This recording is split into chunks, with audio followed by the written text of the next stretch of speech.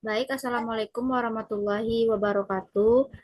Kami dari kelompok satu eh, akan menampilkan hasil diskusi kami yaitu tentang ilmu lingkungan, di mana kami beranggotakan 4 orang, yaitu yang pertama Selvani Arianti, Imelda Yanti, Nabila Darmano Zarifa, dan Sali Alfadila. Selanjutnya masuk ke materi pertama, yaitu tentang pokok bahasan, di mana yang pertama yaitu definisi ilmu lingkungan. Ilmu lingkungan yaitu ilmu yang mempelajari tentang lingkungan hidup, yang merupakan perpaduan konsep dan azas berbagai ilmu, terutama ekologi, yang bertujuan untuk mempelajari dan memecahkan masalah yang menyangkut hubungan antara makhluk hidup.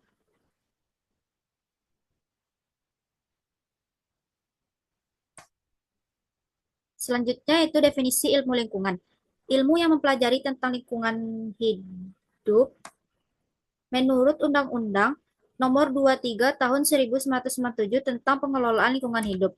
Lingkungan hidup didefinisikan sebagai kesatuan ruang dengan semua benda, daya, keadaan, dan makhluk hidup, termasuk manusia dan perilakunya yang mempengaruhi kelangsungan peri kehidupan dan kesejahteraan manusia serta makhluk hidup lain.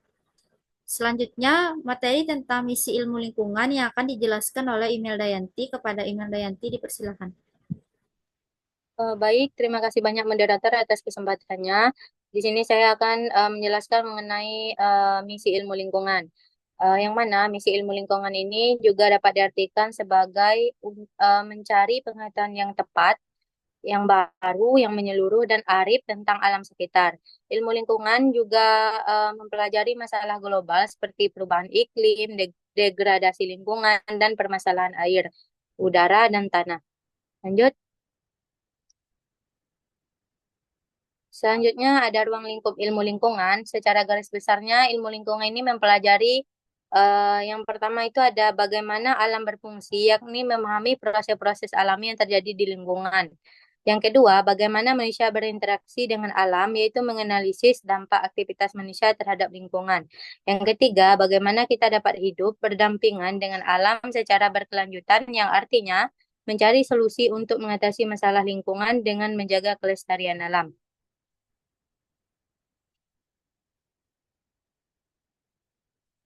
Yang selanjutnya ada yang pertama itu ada komponen lingkungan. Komponen lingkungan ini yaitu terdiri dari komponen biotik, semua makhluk hidup mulai dari mikroorganisme hingga manusia. Yang abiotiknya ada faktor fisik dan kimia yang mempengaruhi kehidupan seperti tanah, air, udara, suhu, cahaya, matahari, dan mineral. Yang kedua ada proses ekologis, yaitu aliran energi ini eh, akan ditangkap oleh tumbuhan, diubahnya menjadi energi kimia dan mengalir melalui rantai makanan.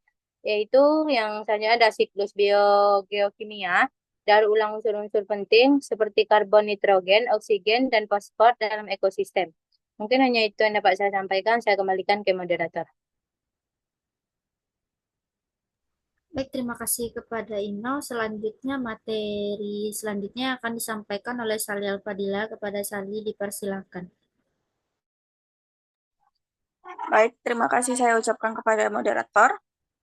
Selanjutnya yaitu dampak aktivitas manusia. Yang pertama ada pencemaran udara, air, dan tanah akibat limbah industri, pertanian, dan domestik. Yang kedua yaitu penggundulan hutan. Penebangan hutan secara besar-besaran yang menyebabkan hilangnya habitat dan keanekaragaman hayati.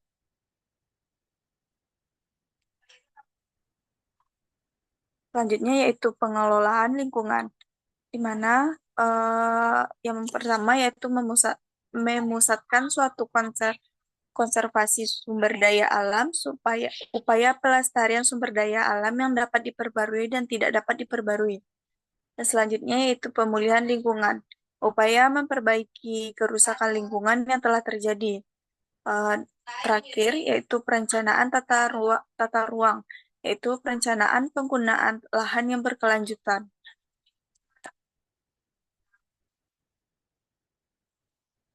Yang kelima yaitu dampak aktivitas manusia. Yang pertama yaitu kesehatan manusia. Dampak lingkungan terhadap kesehatan manusia seperti penyakit akibat polusi, Selanjutnya, keadilan lingkungan. Distribusi dampak lingkungan yang tidak dapat merata antara kelompok sosial yang berbeda. Selanjutnya yaitu pertumbuhan ekonomi. Hubungan antara pertumbuhan ekonomi dan kerusakan lingkungan.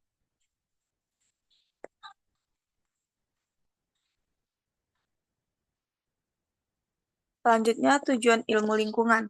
Tujuan mempelajari ilmu lingkungan adalah untuk menanamkan rasa tanggung jawab, kesadaran diri, dan kepekaan manusia terhadap makhluk hidup dan lingkungan sekitarnya. Tiga tujuan utama ilmu lingkungan adalah mempelajari cara kerja alam, memahami cara manusia berinteraksi dengan lingkungan, dan menemukan cara untuk mengatasi masalah lingkungan dan hidup lebih berkelanjutan. Ada beberapa poin.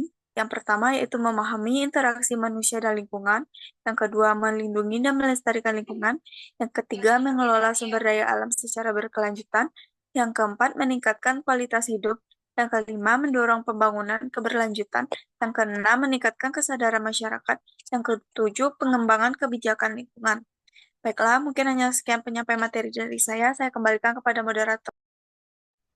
Baik, terima kasih kepada Sali. Materi selanjutnya akan disampaikan oleh Salvani. Kepada Salvani, dipersilakan. Baiklah, materi selanjutnya yaitu adalah faktor abiotik dan juga faktor biotik. Faktor pertama itu adalah faktor abiotik, di mana faktor abiotik itu adalah komponen lingkungan yang bersifat fisik dan kimia tidak hidup, namun sangat dipengaruhi terhadap kehidupan organisme. Beberapa contohnya itu ada cahaya matahari, suhu, air, tanah, udara, topografi, dan salinitas. Selain itu juga ada mineral-mineral yang di tanah. Nah, kemudian ada faktor biotik, di mana faktor biotik ini adalah komponen lingkungan yang terdiri dari semua makhluk hidup.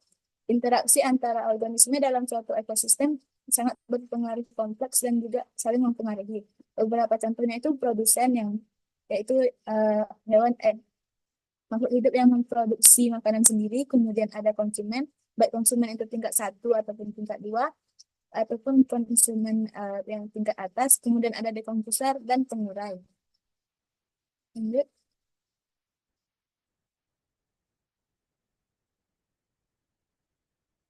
Kemudian ada interaksi antara faktor abiotik dan juga abiotik. Faktor abiotik dan biotik saling berinteraksi dalam membentuk suatu ekosistem yang dinamis. Perubahan pada salah satu faktor dapat mempengaruhi faktor lainnya dan seluruh komponen ekosistem. Contohnya saja itu ada kenaikan suhu global akibat perubahan iklim dapat menyebabkan perubahan pola curah hujan, kekeringan, dan kenaikan permukaan air laut. Hal ini akan berdampak pada distribusi tumbuhan dan hewan, serta mengganggu keseimbangan ekosistem. Ini.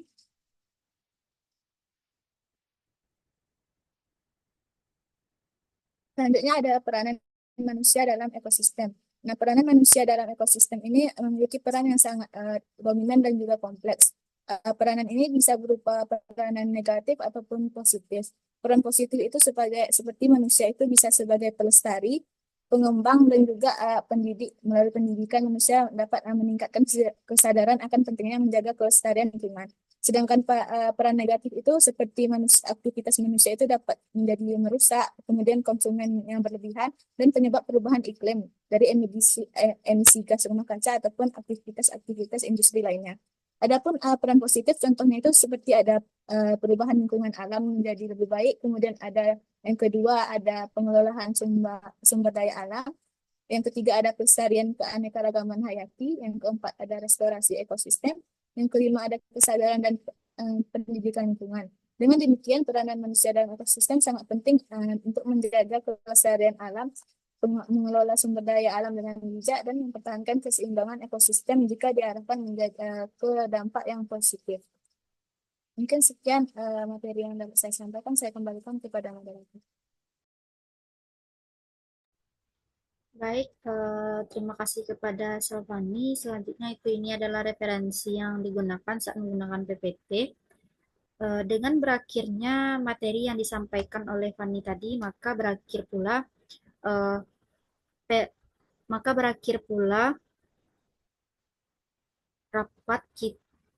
rapat Zoom hari ini. Saya sebagai moderator mohon maaf jika ada salah kata. Wassalamualaikum warahmatullahi wabarakatuh. Waalaikumsalam warahmatullahi wabarakatuh.